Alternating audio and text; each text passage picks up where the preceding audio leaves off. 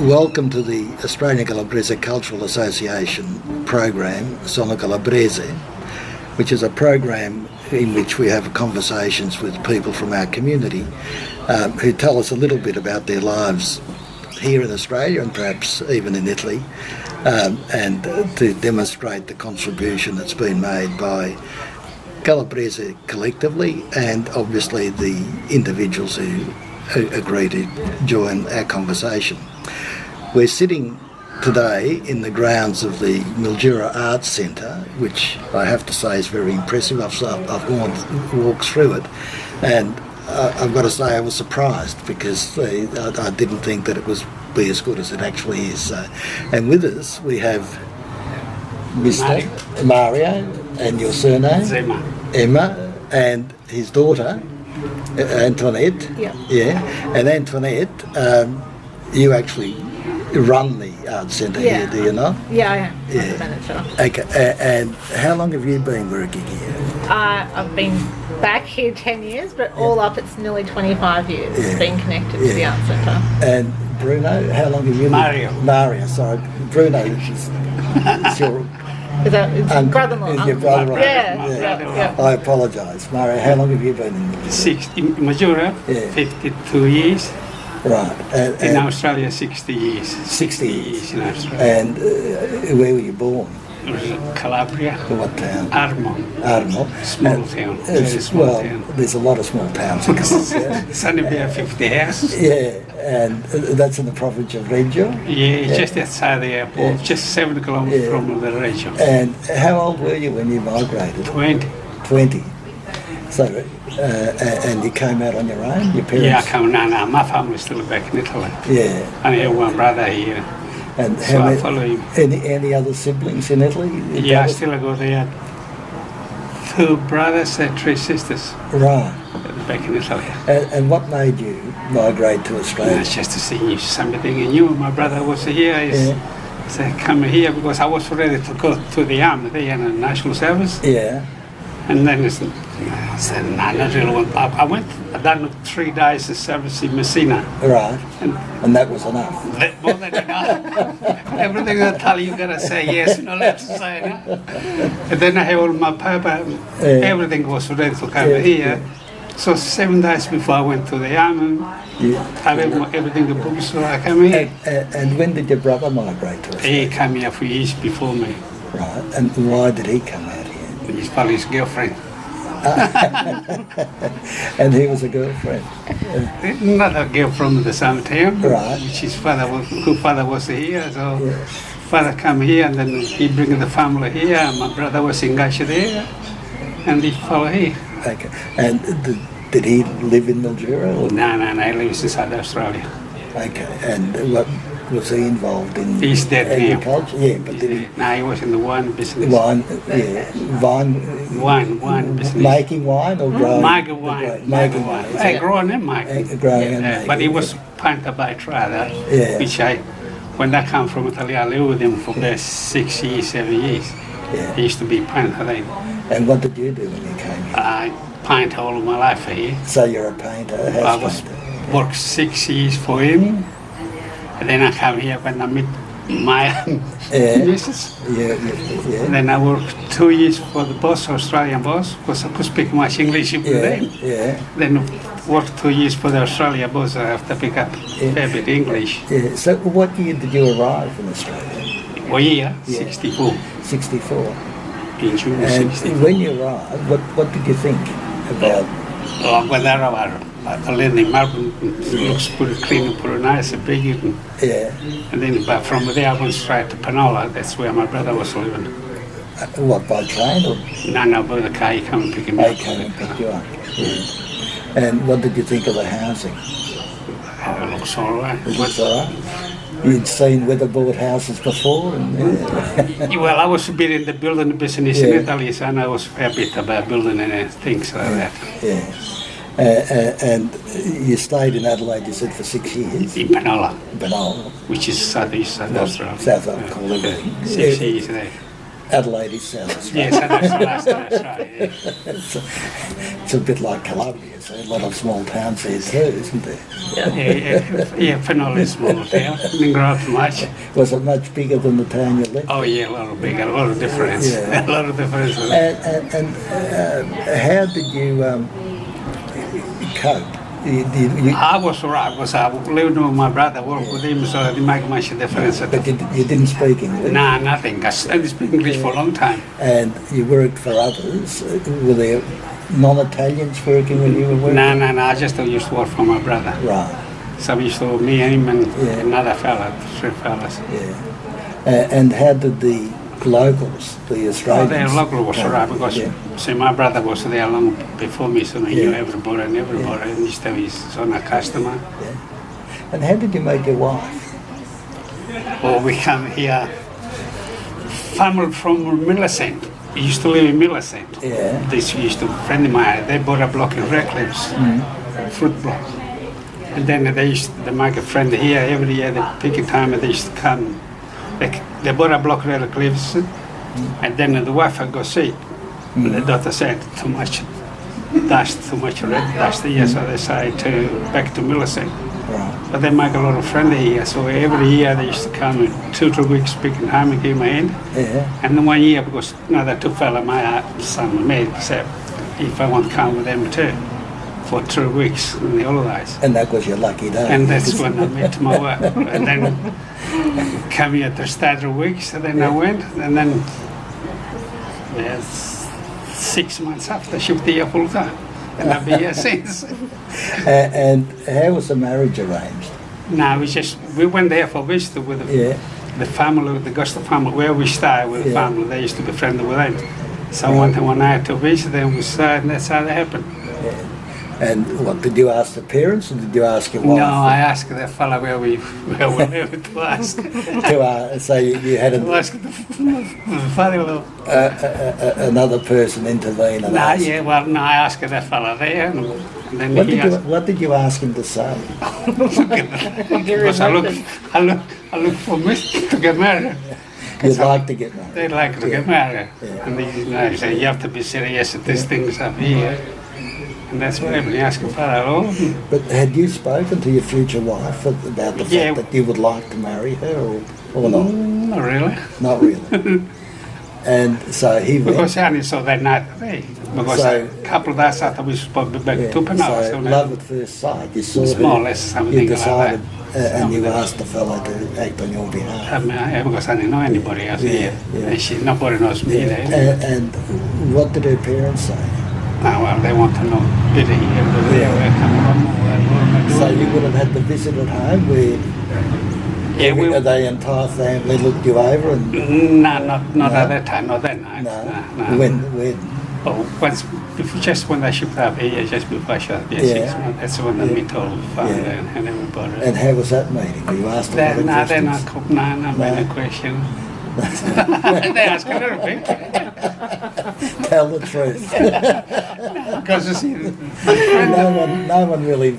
No, the friend that we come to together, we know us very well, and they know the people from Millicent pretty well, so they trust them, and they trust them in the same time. And clearly the family agreed that you could marry. When did you speak to your future wife? Oh, then, when I come back after bare months, I come back here. Right. And I stay in the house with them. Right. See, 2 days after I meet, we went back to Penal. It was the end of the holidays, so I went back to work. Were you allowed to go out socially on your own? No, only with the family. Only with the family? Not alone, no. Yeah. Well, you would have been used to that because you were 20 and you would have seen it in Calabria, I'd imagine. Yeah, I think here was more strict than Calabria anyway. Yeah, well, tell us about it. I think you're right because people carry the traditions which had changed over there, but not here. But we're talking, late 60s? 64. 64. 64 when I come here, and then it was in the nearly 70 when I come to Australia, 6 years And after. so her parents had been here a lot longer. Yeah, they've been a lot. From the 50s. Yeah, in the front. So they would have been following More strict, the traditions of the tradition 1950s. 20 years, 50 years ago. Yeah. And how did you get on with your wife before you married? Did you No, go- pretty good. Yeah. Because I lived with them for I come here in June, Yeah. and I got married in December. I lived with them 6 months before I married. Yeah. And where did you live after you married? In my rural family, Right. in Tanzania. And you then started painting in mildura, is it? I started. That's why I shifted up here, because there was advertised on the paper that this painter looked for another painter not to work for them. And what did your wife's parents do? They used to be blocky. And Yeah. they didn't suggest that you should help them? No, they say if I want to buy a block ladder, but I was stick to my try. You said no. I tried a couple of times to get it on the block Yeah. now. But it, I work all the time as a painter. yeah. And you tried buying a block, but you couldn't because... No, I'd look a couple of times, but my heart was not on the block. Yeah. Well, you'd worked as a painter in the Calabrese as well. So. I was a bit of painter there. There was a Jack all tried it. Yeah. Because my father was in the building business, so I knew everything about it. Yeah. Bit everything. Yeah. I was at the spare means. Oh, well, the utility, as you say. I used to do a bit of paint, a bit of plaster, then I was a little trucker driver, everything. Yeah. Well, you would have had no trouble finding jobs in No, Australia at that I time. never had to find a job in Italy. Yeah, that was all come there. Which is good. And when did you have your first child? So from 50 months after we married. And is that Antonette or the No, she's the last one. You're the Yeah, I'm the The last youngest. one, I got 3 the years. spoiled youngster. Yeah, as they say. yeah, a little bit. I think so. A little bit. A little bit. What does your oldest child do? What's she doing? She's a screenwriter. All right. Yeah. Well, And my other sister, she's a mathematician. right. Yeah. And where's she working, the mathematician? So she lives in Adelaide. Oh, My okay. husband. Yep. At the uni or what? No, she actually works for herself in Picasso these Oh, days. okay. So does a bit of everything. Yeah. And you're the youngest, is it? Yes. Yeah. So you had 3 daughters. 3 daughters, And The first 2, 50 months apart, and this one here, 7 years later. oh, there you go. That's fine.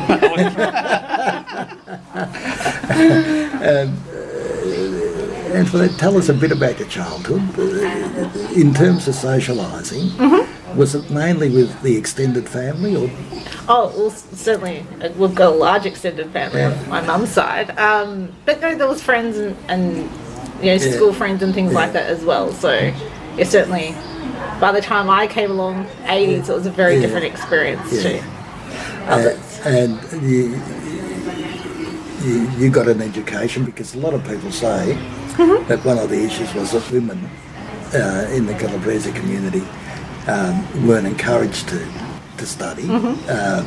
You and your sisters obviously did. Yeah, absolutely. Yeah. Well, And what did you study? sure. Well, I actually took a gap year and then I travelled a little bit and then I studied whilst working. So I did all my study by correspondence. So yeah, I started off in public relations and then moved into arts and entertainment management. And what got you into the arts and entertainment management? Kind of think pure chance. I was working here at the Art Centre when I was still at school, so it was a casual job. And yeah, at that point I wanted to be a naturopath or a teacher. And then I took the year off and I kind of got more involved in arts and travelling and. And where did you travel in your year off? Well, that year off I went to Italy, and spent did you 3 go to months. the town? That, Went to see all of Yeah. And what was your impression when you went there? Well, I had a whole heap of other cousins and relations I hadn't really met, so I got to spend time with them and meet them. But I loved it. I was there for 3 months. I actually initially went for World Youth Day in Rome, and then went down and met uncles and aunties and cousins. In the home as you were growing up, did you speak Calabrese or English, or a combination? A combination, and then a bit of dialect on top of that. So yeah. The dialect being Calabrese. Yeah. But then I studied Italian while I was at school right through. Yeah. So And do you still speak the Calabrese at home, or is it all? We speak a mixture of everything these days. And you're pointing to yourself. I was speaking Calabrese, You speaking always, English. you always speak. Yeah. Well, that's quite often that it happens that the parents continue speaking the. Well, they do, but even like Nana would speak Italian dialect and a few words in English, so that's how we learned to communicate. And well, the nonni are wonderful in the Italian family structure. They help with child rearing and also passing on the culture and the language because they've got so much time. And do you have children? No, I don't. You don't yet. Yes. And tell us a bit about the Arts Centre and what it does and what your aims are for it, because I think there are people that are interested in knowing that. Sure. So the Arts Centre is an amazing space in terms of being a gallery, a performing arts centre, and also Rio Vista, which is a historic house. It allows the community to really support performing arts, which is quite large in our community, with lots of emerging artists, and also in terms of visual arts, it's a platform that creates a space where people can experience that both locally, but also tourists coming through, which today is quite a busy day of people wandering through. Rio Vista was built in 1891, so it takes the component of when the Chafies moved to Mildura and really set it up. But yeah, the Arts Centre's been here for over 60 years, and it's an amazing space which the community really support, which is fantastic. And how long have you been in charge? 9 years I've been as the director, and before then I've come and gone over many times and been a part of various aspects of it. And you mentioned that there are a number of artists within the community. You mean the Calabrese community or the Mildura community? Oh, both. There are quite a few who have Italian background and Calabrese background, but also more generally across the Arts Centre as a whole, and our whole wide community. Yeah. Well, and tell us some of their names, because... Some of the names now, you're putting me on the spot. Off the top of my head, of course, like you've met Lucy Calipari, and then there's Elena Nemses, and there's also Philomena Coppola. Right. So yeah, there's quite a few who have then gone off and found practice as well. Well, he may not, because he'd lived in Italy for a while, but Piero Garaffa. Well, yeah, and Piero, absolutely. I had a chat with yesterday. Yes. And if he's an example of the younger people, I think it's a phenomenal future here. Yeah, absolutely. And again, because what impressed me about it is that he has this real Calabrese identity. Yeah. Although he says, I was born here. Yeah. But he's still kind of... And I think it's important that we identify all of these people that are making a contribution in various areas, like yourself. Obviously, you're an executive, right, in charge of the thing. How do you propose to make the Arts Centre grow? Yeah, absolutely. It's a big part of how we're taking it to its next level, and certainly COVID kind of put a halt on things, but we've jam-packed it ever since still. So COVID put a stop on everything. Yeah, it certainly did, but it allowed us to explore new platforms. So, and we went online, which was fantastic. But now it's about creating those opportunities where people can interact and participate. Yeah, whether it's through workshops, going to see a performance where they're entertained or challenged by, or wandering through and exploring new exhibitions and artists who have come from Mildura and then perhaps live overseas. And do you have a network overseas that try and connect with these emerging artists? Or? We do have connections overseas, but also locally as well, and following where our expats head off to. Yeah. And do you have connections in Colombia? I've got a lot. Not so much in the arts, but certainly in terms of family. Family, yeah. You've got cousins, presumably. Yeah, currently an auntie. And do you travel there often, or? I try to. The last time we went was 10 years ago, so now you're certainly due for another trip. Yeah, absolutely. And got to tell you, we've got a conference in Reggio. Oh, okay. In September that you might find interesting, and your dad as well, because one of the areas we're going to talk about is the diaspora experience All right. of migrants from Calabria, which includes, of course, people that migrated from Calabria to northern Italy. So they're migrants in their own country. Yeah. But anyway, I'll send you the information if you're interested, and if you'd like to talk about the cultural aspect of Calabrese, whether here in Mildura or generally, we'd love to have you as a speaker. So I'll send you the details and you can decide. But I've got to say, this is a historic house. You say you mentioned the Chaffee. Yeah. Why are they important in Mildura? Well, part of the founders of Mildura in terms of creating an irrigation settlement. So in terms of the development of the city as a whole, that was some of the initial instigators of that. Yeah. And what, this is their original homestead, is it? Yeah, so this is William Benjamin Chaffee's original homestead, and where he stayed and lived and his family grew up. So built in 1891 and as a home until 1950s, and that's when council purchased it. And the art centre there, that's a newer building, when was that? Well, they were newer buildings. We've got 3 generations of buildings here. So we've got the 60s connection, which is the gallery, and more recently we did a 2012 development which saw a new performing arts theatre built on. And you've got a current exhibition by an Australian painter, as I understand it. But she's actually lived in Italy. Yeah, she lives in Italy now. And her name is Andrea J. Smith. So she's actually born and bred in Mildura. Her family is still very much here. And she's gone off to travel and live in Florence and New York and set up schools, as well as now she's based and living in Rome. And what made you put on the exhibition? Well, it was a connection through another colleague a few years ago about Andrea's work, and then we met with Andrea. She comes and visits her family each year, and we met with her and we went from there. And it was a great opportunity to pull her works together and really showcase an expat from Mildura, from our own backyard, who is doing amazing things on the international And there's level. also an exhibition there, I understand, from a local Indigenous painter. Yeah. And the name is a Sean, was she born? Sean Harris. Sean. Yeah. And excuse my ignorance, is it male or female? She's female. I think it's female. But and so she lives in Mildura? She lives in Mildura and is a part of our community. It's wonderful to showcase our First Nation artists as well. And do you have, after this exhibition, do you have any others in? Oh, we've got plenty of new exhibitions. So they rotate every 3 to 2 months, and we've got some big partnerships coming through later in the year, which is it's important to showcase new, emerging artists, established artists, but also showcase our own permanent collection, which is quite significant in its own right.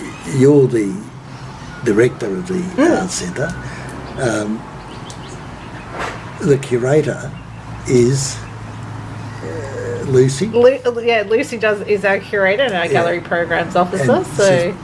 And is she involved in the determination of what exhibitions are going to be? Yeah, so we actually work as a panel, as a group. We don't have one artistic director. There's a group of us that select what exhibitions are coming through, and the same with the performing arts. We have a group. So that's the important part of that collaboration, that conversations, like working out all our networks within the community and what will work best. And Lucy, of course, is of Calabrese. She is, yes, absolutely. And she's an artist as in well. her own right, yeah. And have you? I understand you've exhibited components of her work previously, in previous times. Do you paint or are you mainly involved in the executive? I curate, so I'll put artworks and exhibitions or put productions and events together. I'll sit back. I wouldn't call myself an artist in my own right. Like I love to travel and I love to, I grew up painting with Dad and things like that. But painting houses and things. Well, that's an art. Yeah, definitely. But I enjoy bringing that all together and showcasing what you can pull together. That's good. And when you say you travelled, is it for the purpose of the job or just to get away? It's passion, yes, they might be arts connections or you might visit different things, but no, it's purely for these. It's good. And in terms of comparing, you say you've been to Colombia, comparing even now life there to Australia, what are your impressions about?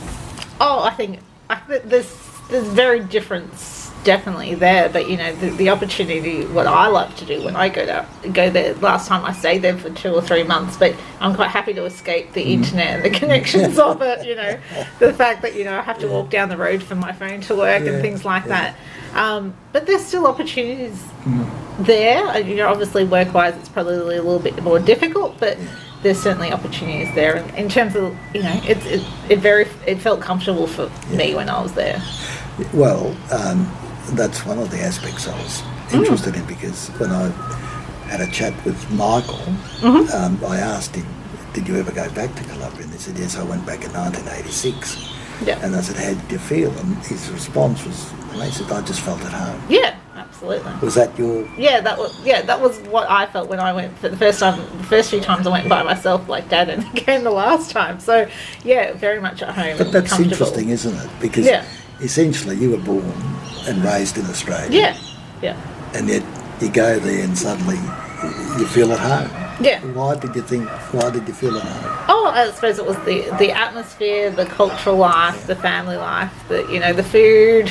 It was just the atmosphere. It was just, very quite safe and comfortable. Well, in a way, it's seeing on a daily basis a lot of the stuff that would have been inculcated in you as a child, I would imagine, either by your parents or by your mum there, in terms of the food, the language, and everything else. In some of those aspects, but living your life by the church bells that ring 3 or 4 times a day is a very different experience to what you would find here in Australia as well. So. Although there are some parishes where they ring the church bells as well. Maybe not 3 times a day, but Yeah, they do 3 times a day. They still do it. Lunch 12 o'clock, lunchtime and in the night. And the thing that actually intrigued and amazed me when I went the first time was the passeggiata. Because almost unannounced, you see hundreds of people in the street and they're walking up and down. What's going on? And passeggiata. Which for us, that's what you'd go do in Reggio in Calabria at night time. We used to go every night. So you go there 7 o'clock, 7:30 Messina Borough. Goes about past 8, 9 o'clock. You can walk. And then come up past 11, 12 o'clock. It's all of the speed. They go there just for a walk, 3-4 hours every night. Or you just meet in the piazza. And you meet in the piazza, which doesn't happen here, does it? No. So that is one of the things that increases the connectivity between people, which, because I think, and you were lucky in a way, in the sense that you went to live with your brother, work for your brother, but a lot of people have said that the biggest thing that really affected them is that they got out here, they didn't speak the language, they may have had neighbours, but they may not have been that close, and the sheer isolation, right? Whereas in Calabria, even though they might have had to travel 5 kilometres to go and plough a bit of land, when they got back home, there were people there that they could talk and they could sit, they could have a coffee or whatever. And that's one of the things I think that a lot of people have missed, and also explains why there isn't the same, I believe, connectivity here, not just amongst the Calabrese, but generally. I mean, how often do you speak to your neighbour? Well, it depends which neighbours we're talking. Well, in Melbourne, you might be living next door, and you don't see them for months because he starts or she starts at a different hour than you. So you get home earlier or later, and unless something happens, you don't communicate. Which I think is important in terms. And initially, I thought, it's a crazy lifestyle over there, but it's not. In my view now, I think it really helps people. And the other thing that struck me, and each time I've gone, unfortunately, is the sheer lack of opportunity for young people. And unfortunately, the same number of young people are migrating from Colombia now as were migrating in the 1950s for the same reason. They graduate and suddenly they say, well, where am I going to get a job? And they've either got to go north or they've got to go to Belgium or France or England, and nobody appears to know what the solution is, unfortunately. But their loss is our gain because a lot of them are coming to Australia. I mean, you might have met them, whether it's artists. Yeah, maybe, but certainly people passing through and connecting in. Yeah. And how's the Arts Centre funded? Oh, we're local government. So. Right. And do you have to raise funds yourself? Or? Yeah, absolutely. In terms of keeping us sustainable and also sourcing other funding opportunities, whether it's through state or and how do you federal do governments. Oh, it's creating projects that could align or looking at what funding can support the projects that we'd want to and like to do. Yeah, good. All right. Thank you very much. No, that's Mario, you look as if you had a really good life in Australia. Oh, yeah, no Very complaint. happy. And thank you, Antonette. Thank and all the best for the centre. And I hope we see you in Calabria in September Never know. this year. Mario, thank you very much. Great. Thank you. Thank you.